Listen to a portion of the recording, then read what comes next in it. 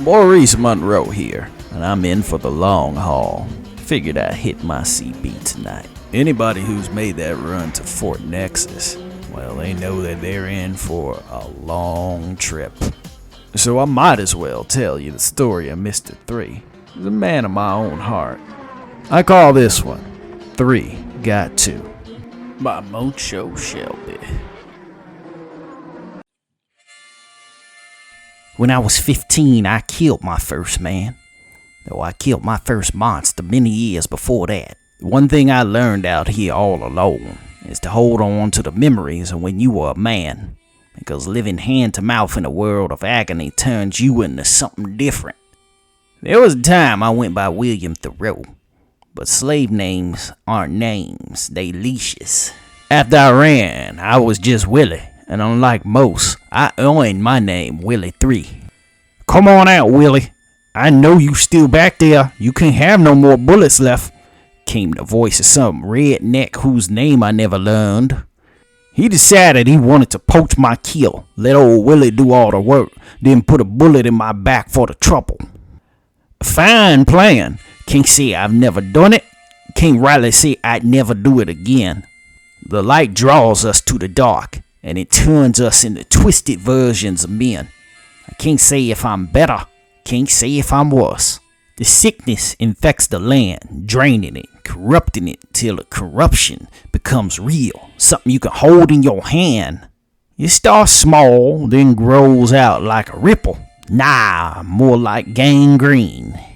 I'm sure this little ghost town thrived once. Maybe it had a sheriff, farm, even some dancing girls. But ain't much shit left now. The people are still here, if you count the man-eating cannibals as people. I don't. In fact, I consider killing them that change, doing the Lord's work.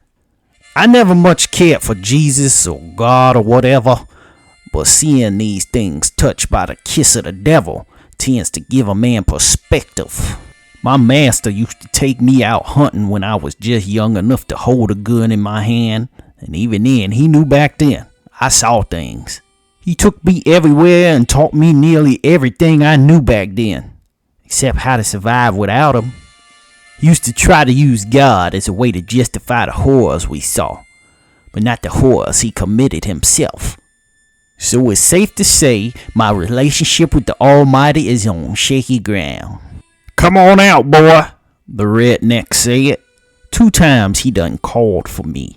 So it's safe to say I got myself some time. Propped up here against this barrel, I'm gonna roll me some smoke.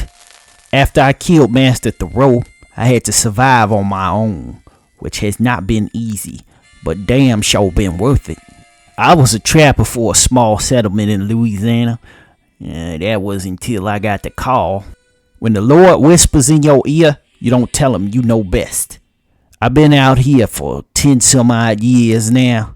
Tracking and cleaning up the devil's work, which leads me through every nook and cranny of this country. Oh yes, I had my hand deep up America's skirt, and I know her better than she knows herself. I take a nice pull of this here cigarello. I take the time to enjoy myself, because if you don't, you look at your life wondering where it all went, wondering when you'll get the time to live it. I know how this ends for me, and every moment I spend amongst the living is a blessing. So I blow out the rings and let myself enjoy life, however long that may be.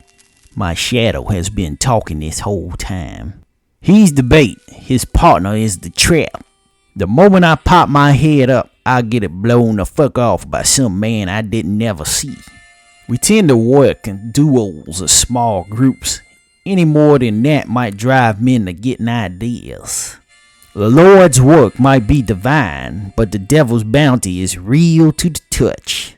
There's some measure of power that comes from laying down the devil's minions. That dispels the notion that we're all in it for its own sake. So long as there are men that want, there are men that want yours. I work alone, and that's how it's gonna be. This old cannery is barely standing. It wasn't cause of poor construction or time, but the corruption done got in it, and it's crushing his bones from the inside. You can see moonlight through the breaks in the wood. Out of the corner of my eye, I see the man dogging my steps. He's a big fucker with a straw hat and a Schofield. He levels his rifle on my hiding barrel. He leans in with a supreme look of entitlement, peppered with contentment. It's a damn shame that I couldn't allow him that. He got the drop on the smoking cigarillo I wedged in between the cracks in the barrel. Not me. I am right behind him. I don't look at the act of taking a man's life lightly, even if they meant to do me harm. But this is the work, and the work demands a certain level of detachment. I squeeze the trigger of my coat and send this one to heaven, or wherever the fuck he go when he dead. I spin and hit his partner in the forehead, giving him a wound they don't make no bandages for. I take my smoke and breathe in deep. If I had more than 2 bullets in this gun, maybe I would have wounded them. But unfortunately for them, the world don't work that way. Evil is real, and it don't come from the devil all by his lonesome.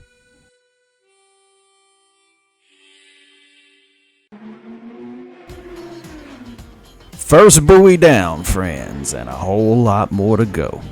I'm on so many stims right now to stay awake I couldn't close my eyes with a Valkyrian wrench. Yeah, but you know how it is. I'll see you next time. Remember to fly straight.